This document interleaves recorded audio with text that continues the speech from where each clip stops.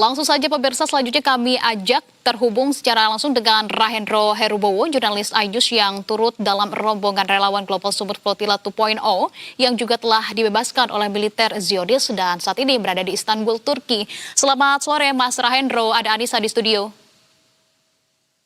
Selamat siang waktu Turki, Anissa. Baik, Mas Rahendro, ini sebetulnya tentu kabar duka dan juga kabar senang begitu ya, karena aktivis saat ini sudah kembali diperbolehkan pulang, sudah dibebaskan begitu. Namun saya ingin memastikan terlebih dahulu kondisi Anda bersama dengan rekan-rekan saat ini sampai dengan sore hari ini waktu Indonesia seperti apa di sana?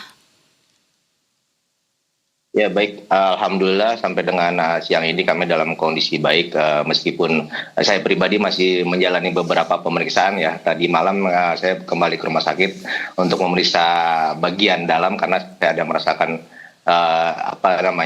sakit ya. Akhirnya saya semalam di ronsen begitu, dan ya hasilnya nanti kita bawa ke Indonesia gitu untuk melanjutkan pemeriksaan lebih lanjut. Nah, sakit yang Mas Hendro rasakan, ini kan sebetulnya kalau kita lihat memang dunia hanya melihat dari angka korban warga-warga di Palestina saja begitu ya. Namun tampaknya saat ini aktivis Global Sumut Flotilla memberikan kesaksian langsung seperti apa kekejaman dari Zionis Israel ini. Sebetulnya sakit yang Mas Hendro rasakan ini didapatkan karena apa? Betul karena kekerasan yang dilakukan oleh Zionis Israel, Mas Rahendro?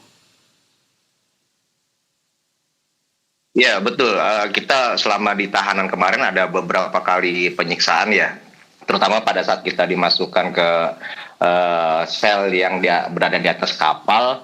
Itu kita sebelum dipertemukan dengan rekan-rekan lain, kita jadi masuk di dalam suatu ruangan.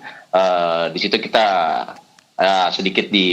bukan sedikit sih ya, banyak yang dipukuli, bahkan saya sempat disetrum juga beberapa kali.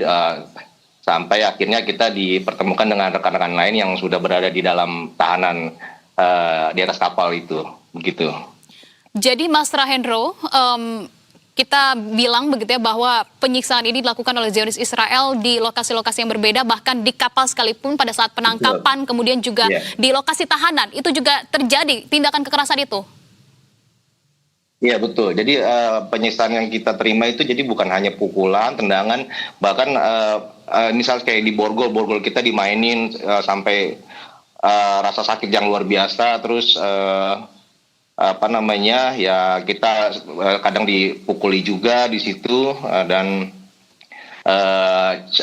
dalam perjalanan juga kita mengalami treatment yang lumayan melelahkan ya. Kita berada dalam satu mobil tahanan, di situ kita di mobil tahanan itu jadi ada sekat-sekatnya tuh, kita isinya cuma 2 orang, 3 orang, dan kita memakai kaos yang tipis. Di situ udaranya sengaja AC-nya dibuat dingin.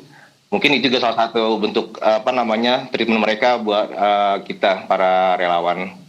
Itu treatment yang mereka lakukan, tindakan penyiksaan yang mereka lakukan sebetulnya yang Anda dapatkan informasinya, tanggapan dari mereka ketika mengetahui adanya sejumlah aktivis yang akan melakukan perjalanan ini pada saat penangkapan, apa informasi yang Anda dapatkan? Informasi yang kita sebenarnya untuk selama di tahanan kita tuh nggak ada informasi apapun ya, hanya kita mengikuti keinginan mereka bawa kita kemana kita pun juga nggak tahu. Begitu, iya. Kita kita akan dibawa kemana, kita hanya mengikuti terus keinginan mereka gitu. Yeah.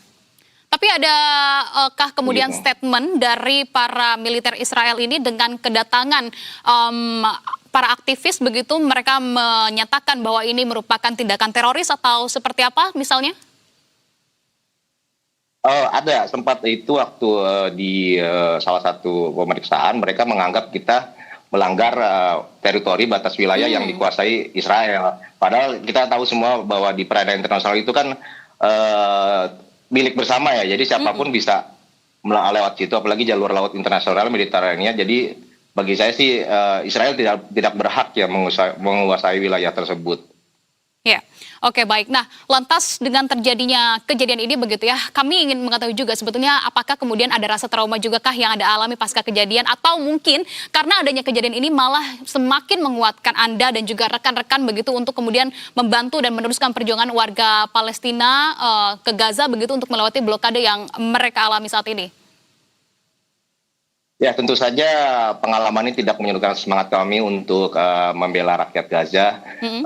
Terlebih lagi dengan kejadian ini, kita semua jadi tahu bahwa genosida masih terjadi di Gaza. Mm-mm. Rakyat Gaza tidak bisa mendapatkan bantuan yang layak. Sulit sekali untuk menembus lokasi tersebut. Begitu. Kita tidak ingin begitu ya kejadian ini terulang kembali. Kita ketahui Ya. bahwa ini bukan pertama kalinya. Tapi apa kemudian langkah selanjutnya yang akan dilakukan ketika nanti kembali ke Indonesia? Masih akan terus melakukan dalam waktu dekat ada perjalanan lagi, Mas Hendro?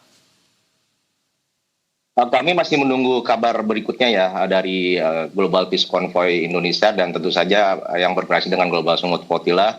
Yang pasti sekarang kita kembali ke tanah air, kita untuk mempersiapkan diri lagi, mengevaluasi kegiatan kita selama di pelayaran ini dan tentu saja kita tidak akan berhenti di sini, kita akan terus menyuarakan penderitaan rakyat Gaza dan apa yang kita alami ini tentu saja lebih menderita lagi rakyat Gaza, lebih lebih menderita intinya lah daripada apa yang kita alami. Ya, betul. Iya, mereka pasti mendapatkan penyiksaan yang lebih daripada kita ini. Ya. Dan bahkan itu terjadi selama bertahun-tahun. Oke, kita melihat begitu ya bahwa ini gambaran kecil yang dirasakan oleh rakyat Gaza Palestina. Betul. Kami masih akan terus mengawal jalannya kasus ini dan juga perjalanan perjuangan dari Global Sumut Flotilla. Terima kasih sudah membagikan kisahnya, relawan yang sudah bergabung dalam aksi kemanusiaan Global Sumut Flotilla, Mas Rahendro Herubowo. Salam sehat selalu Mas Hendro. Selamat kembali ke Indonesia Mas Hendro, sampai dengan selamat nanti.